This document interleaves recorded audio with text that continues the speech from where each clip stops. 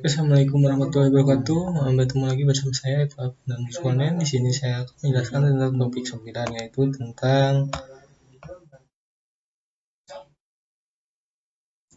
yaitu tentang cash based reasoning. Apa itu yang dimaksud dengan cash based reasoning?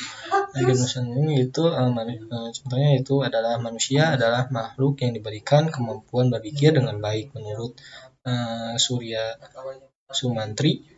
Peneralan adalah suatu proses berpikir dari menarik kesimpulan berupa pengetahuan. Ada persamaan antara peneralan pada cash based reasoning dan peneralan pada manusia.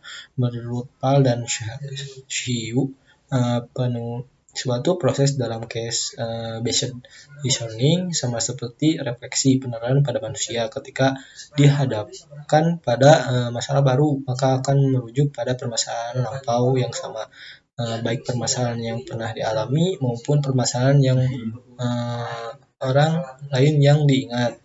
Sama seperti manusia yang dapat melakukan peneralan, cash based reasoning dikembangkan untuk melakukan peneralan seperti manusia. Dengan cash based reasoning dikembangkan dengan untuk melakukan peneralan seperti manusia.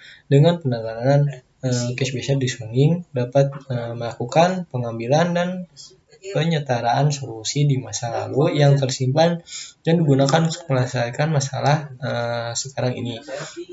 Di dalam cash based reasoning ini kita dapat memperluas pengetahuan dengan cara memasukkan pengalaman yang baru ke dalam memori atau basis data untuk digunakan memecahkan masalah baru di masa yang datang. Perkembangan cash based reasoning mempengaruhi hasil-hasil penelitian dalam bidang ilmu kognitif. Cash based reasoning yang ini berdasarkan pada penelitian tentang peranaan memori dalam pengetahuan memori organis, FACET atau MOPS. MOPS berfungsi untuk mengatur urutan peristiwa. MOPS mengatur urutan peristiwa secara tunggal yang disebut dengan ingatan. Dan ingatan inilah yang akan berdominasi dalam melakukan interpretasi atau penyelesaian masalah. Sistem CBR melingkupi mekanisme peneralan dan aspek internal, yaitu spesifikasi masuk atau kasus yang sebuah masalah. Yang kedua ada solusi permasalahan yang diharapkan sebagai pengeluaran. Kemudian ada kasus-kasus sebelumnya yang telah tersimpan akan dijadikan sebagai rujukan dari mekanisme penalaran. Cash based reasoning atau CBR sudah diaplikasikan dalam berbagai bidang yang berbeda-beda, dan beberapa sistem di bawah ini adalah contoh dari sistem yang teruji. Dari berbagai macam bidang aplikasi di bawah ini, kita dapat mengetahui bahwa betapa luasnya wilayah cash based reasoning yang kebanyakan merupakan aplikasi dan kerangka sebuah kecerdasan buatan atau artificial intelligence, yaitu bidang aplikasi tersebut antara lain yang pertama ada bidang hukum seperti yang terlihat di ini, opinion, PCM, kemudian ada bidang kedokteran, bidang kedokteran, kemudian ada bidang rekayasa, ada bidang komputasi, ada bidang jaringan komunikasi, dan bidang keuangan, serta penjadwalan, dan bidang lingkungan. Cash based reasoning menggunakan pendekatan kecerdasan buatan atau artificial intelligence yang mengutamakan pemecahan masalah dengan berdasarkan pada pengetahuan dari kasus-kasus sebelumnya. Apabila ada kasus baru, maka kasus tersebut akan tersimpan pada basis pengetahuan hingga sistem ini melakukan pembelajaran dan pengetahuan terhadap kasus-kasus sebelumnya yang dimiliki. Secara umum ada 4 langkah dalam cash based reasoning. Yang pertama ada retrieve atau memperoleh kembali.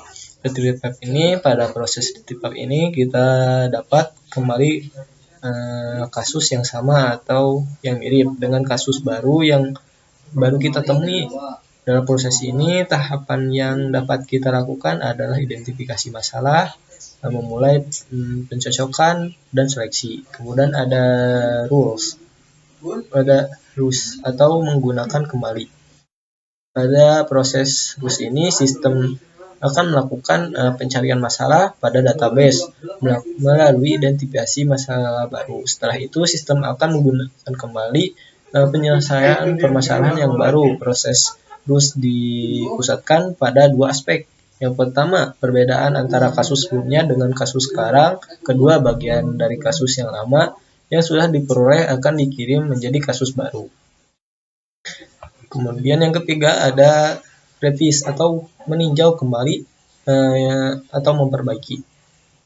Pada proses revise ini akan dilakukan tinjauan kembali atau memperbaiki solusi-solusi yang didapat pada masalah tersebut. Ada dua tugas pokok dari tahapan revise ini. Di proses ini solusi yang sudah diperoleh dari proses rules akan dievaluasi kembali. Jika berhasil, maka akan langsung dilanjutkan ke proses selanjutnya, yaitu proses retain. Jika tidak, sistem akan memperbaiki lagi solusi kasus yang diperoleh dari proses retain dengan menggunakan domain spesifikasi pengetahuan. Keempat ada retain, yaitu penyimpanan. Pada proses retain ini bisa dibilang proses ini adalah yang terakhir dalam sistem cache-based reasoning. Di dalam proses sistem ini akan menyimpan permasalahan yang baru, lalu dimasukkan ke dalam basis pengetahuan. Setelah itu akan digunakan untuk menyelesaikan permasalahan yang akan datang.